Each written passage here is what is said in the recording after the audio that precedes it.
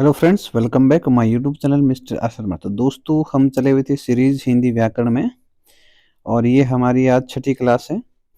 इसमें आपको समास के बारे में बताया जा रहा था और समास की शायद ये तीसरी क्लास होगी। इसमें अभी तक आपको बता दिया था कि समास किसे कहते हैं, समास की परिभाषा क्या हो सकती है, समास के भेद कितने हैं और जो समास का पहला भेद है अव्ययीभाव समास, उसके बारे में बात हो चुकी थी कि अव्ययीभाव समास क्या होता है। इसमें आपको दो तीन स्थितियां बताई गई थी अव्ययीभाव समास में। पहली स्थिति बताई थी कि पहला पद कैसा होना चाहिए, उपसर्ग वाला होना चाहिए, अव्यय होना चाहिए, अविकारी होना चाहिए, या फिर क्या होगा, समस्त पद क्या करे, क्रिया विशेषण का कार्य करता है।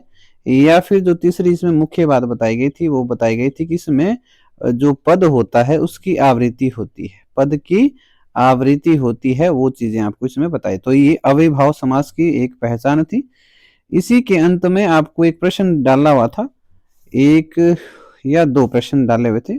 पहला एक तो प्रश्न था कि जो आपका शब्द है भरपेट, इसमें क्रिया विशेषण का भेद बताना था। क्रिया विशेषण के चार भेद बताए थे आपको, कालवाचक, स्थानवाचक, परिमाणवाचक और रीतिवाचक। तो जो भरपेट है वो परिमाणवाचक क्रिया विशेषण होता है। और दूसरा शब्द, जहां तक मुझे याद आ रहा है, एक शब्द बताया था आपको सावधान करके, कि सावधान शब्द में संधि कौन सी है। तो सावधान में जो संधि रूप है वो, इसका विच्छेद बनना था सधन अवधान, सधन अवधान। तो इसमें अ और अ का मेल हो रहा है, अर्थात दीर्घ संधि है, स्वर संधि का एक रूप होता है दीर्घ संधि। तो सावधान में स्वर संधि का दीर्घ रूप है, दीर्घ संधि है। तो ये दो प्रश्न डाले हुए थे। तो आप जरूर, जब आप वीडियो देखते हैं तो वीडियो के अंत में कमेंट बॉक्स में आप जरूर प्रश्नों के जवाब लिख दिया करें यदि किसी को आते हैं। तो चलिए अब बिना देरी के हम अपनी वीडियो शुरू करते हैं। चलिए, अव्ययीभाव समास हो चुका था। आज हमने दूसरा जो रूप है वो तत्पुरुष, तत्पुरुष के आपको बता दिया कि तत्पुरुष क्या होता है। इसमें कारक विभक्तियों का लोप होता है, कारक विभक्तियां विलुप्त हो जाती हैं और समास विग्रह करते समय कार्य विभक्तियों का प्रयोग किया जाता है। और जो तत्पुरुष समास है उसमें आपको बता दिया था कि इसके जो उपभेद हैं वो कितने होंगे, 6 होंगे। थोड़ा सा बताया था कि इसमें थोड़ा सा कारक पढ़ लीजिएगा, अगर कारक पढ़ लेंगे तो तत्पुरुष समास आसानी से समझ आता है। कारक के कितने भेद बताए थे, हिंदी में कारक के 8 भेद होते हैं। तो इसमें जो पहला रूप है कौन सा, आपका कर्ता तत्पुरुष, कर्ता कारक और संबोधन कारक, ये जो दो रूप हैं ये हट जाएंगे। बाकी कर्म, करण, संप्रदान, आपादान, संबंध और अधिकरण, ये जो हैं वो 6 रूप बच जाते हैं। यही तत्पुरुष के भेद बताए गए हैं। तो तत्पुरुष के कितने उपभेद बताएंगे, 6 उपभेद बता देंगे। यहां तक की चर्चा हो चुकी थी। अब आपको बताना, उससे आगे थोड़ा पढ़ेंगे कि कर्म तत्पुरुष क्या है और क्या इसकी मुख्य बातें हैं। चलिए, कर्म तत्पुरुष, पहले तो चीज होती है कर्म कारक। क्या होता है, कर्म कारक होता है जिस पर क्रिया का प्रभाव होता है उसे कर्म कहते हैं। जिस पर क्रिया का प्रभाव रहता है, जैसे हम कहें कि मोहन ने सेब खाया, मोहन ने सेब खाया। मैं एक वाक्य बता रहा हूं आपको, ठीक है। मोहन ने सेब खाया, यदि आपसे पूछ ले कि इस वाक्य में कर्म क्या है, तो खाया तो क्रिया रूप है, किसने खाया, मोहन ने खाया, ये करता हुआ। लेकिन किसे खाया गया, सेब को खाया गया। तो जिस पर क्रिया का प्रभाव रहता है उसे हम क्या कहते हैं, कर्म कहते हैं। राम ने रावण को मारा, मारने वाला राम है, मारना क्रिया है, लेकिन प्रभाव किस पर पड़ा, मारने का रावण पर पड़ा। तो जिस पर क्रिया का प्रभाव रहता है वो चीज क्या रहती है, कर्म रहती है। तो चलिए शुरू करते हैं। कर्म कारक, इसके आपको ध्यान रखना है, कर्म कारक जो है इसी के विभक्तियां जो है वो कर्म तत्पुरुष में चलती है। कर्म तत्पुरुष के कुछ उदाहरण दिए गए हैं, जैसे चिड़ी मार, चिड़िया को मारने वाला, गगन चुंबी, गगन को चूमने वाला, स्वर्ग प्राप्त, स्वर्ग को प्राप्त, जेब कतरा, जेब को कतरने वाला, गिरह काट, गिरह को काटने वाला। गिरह का अर्थ होता है गर्दन, गिरह का अर्थ क्या होता है, गर्दन को काटने वाला।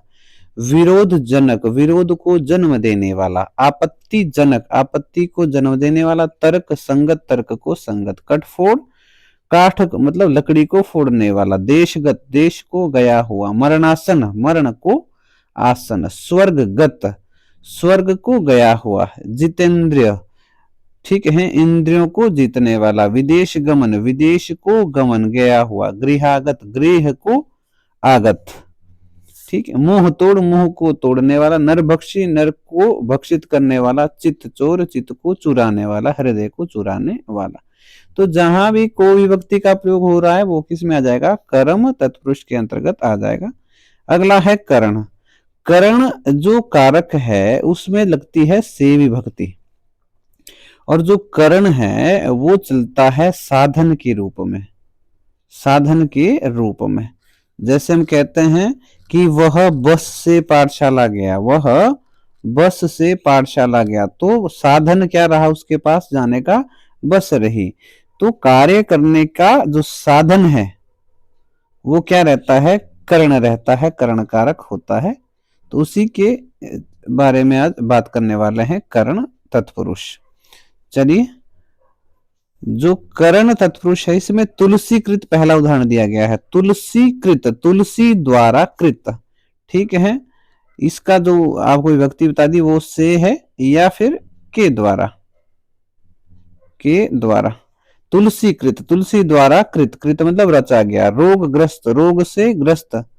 गुण युक्त, गुणों से युक्त। शोकाकुल, शोक से आकुल। आंखों देखा, आंखों से देखा हुआ। ईश्वर प्रदत्त, ईश्वर द्वारा प्रदित मतलब दिया हुआ। दोष पूर्ण, दोष से पूर्ण। महिमा मंडित, महिमा से पूर्ण। प्रकाश युक्त, प्रकाश से युक्त। हस्तलिखित, हाथ से लिखा हुआ। तर्क सिद्ध, तर्क से सिद्ध किया हुआ। शोक ग्रस्त, शोक से ग्रस्त। नीति युक्त, नीति से युक्त। मोह मांगा, मोह से मांगा हुआ। रेखांकित, रेखा से अंकित। शराहत, ये पेपर में आ रखा है पहले भी, तो शराहत शब्द जो इसका भी ध्यान रखिएगा। शराहत, शर से आहत, ठीक है। रेखांकित भी ध्यान रखना है आपने। ईश्वर प्रदत्त भी, ये भी पेपर में आया हुआ है। तुलसीकृत भी आया हुआ है।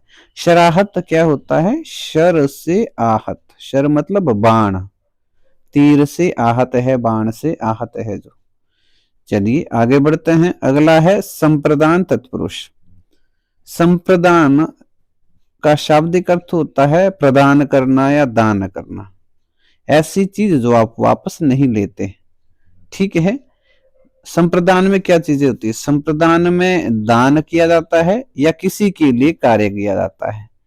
किसी के लिए कार्य करना, किसी को दान देना, ये किस में आ जाएगा? संप्रदान के अंतर्गत आता है। और संप्रदान का जो कारक रूप होता है वो क्या होता है? के लिए होता है, के लिए, ठीक है। कई बार को विभक्ति का प्रयोग भी संप्रदान में किया जाता है, इसका भी ध्यान रखना है। चलिए संप्रदान में उदाहरण देखते हैं। रसोई घर, रसोई के लिए, किसके लिए घर है? रसोई के लिए। डाक गाड़ी, किसके लिए गाड़ी है? डाक के लिए। देशभक्ति, किसके लिए भक्ति है? देश के लिए। विद्यालय, विद्या के लिए आलय। गुरु दक्षिणा, गुरु के लिए दक्षिणा। हवन कुंड, हवन के लिए कुंड। हथकड़ी, हाथ के लिए कड़ी। प्रयोगशाला, प्रयोग के लिए शाला। स्नान घर, स्नान के लिए घर। गौशाला, गाय के लिए शाला। देवालय, देव के लिए आलय। सत्याग्रह, सत्य के लिए आग्रह, सत्याग्रह, ठीक है। चलिए सत्याग्रह, ये आपके लिए प्रश्न भी है। सत्याग्रह में आपने क्या बताना है? इसमें भी आपने बताना है कि इसका संधि रूप क्या होगा। मतलब इसमें आपने इसका संधि विच्छेद और संधि का भेद रूप बताना है।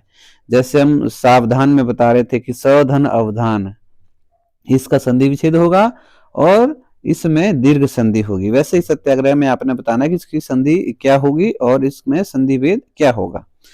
सत्याग्रह हो गया। राह खर्च, राह के लिए खर्च। यज्ञ वेदी, यज्ञ के लिए वेदी।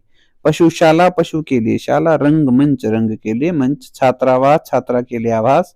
सभा भवन, सभा के लिए भवन। न्यायालय, न्याय के लिए आलय। प्रौढ़ शिक्षा, प्रौढ़ों के लिए शिक्षा। वृद्धाश्रम, वृद्धों के लिए आश्रम। विधानसभा, विधान मतलब कानून के लिए सभा। तो चलिए ये हो गया आपका संप्रदान तत्पुरुष समास। इसके बाद हमारे पास बचते हैं केवल 3 तत्पुरुष, आपादान, संबंध और अधिकरण।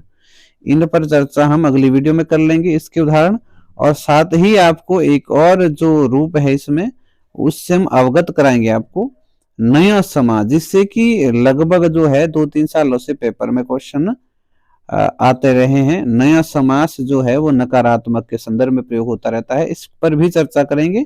और कई बार इसके जो विकल्प हैं वो थोड़े द्वंद्वग्रस्त रहते हैं, तो उस पर चर्चा करेंगे कि अगर नया समास हो ऑप्शन में तो क्या करना चाहिए, नहीं हो तो इसके अलावा अल्टरनेट कौन सा जो समास है जिसको हम ले सकते हैं। ठीक है, तो चलिए आज की वीडियो में फिलहाल इतना ही। आपको प्रश्न दे दिया है सत्याग्रह शब्द का, कि सत्याग्रह में आपने संधि रूप बताना है और संधि विच्छेद करके बताना है।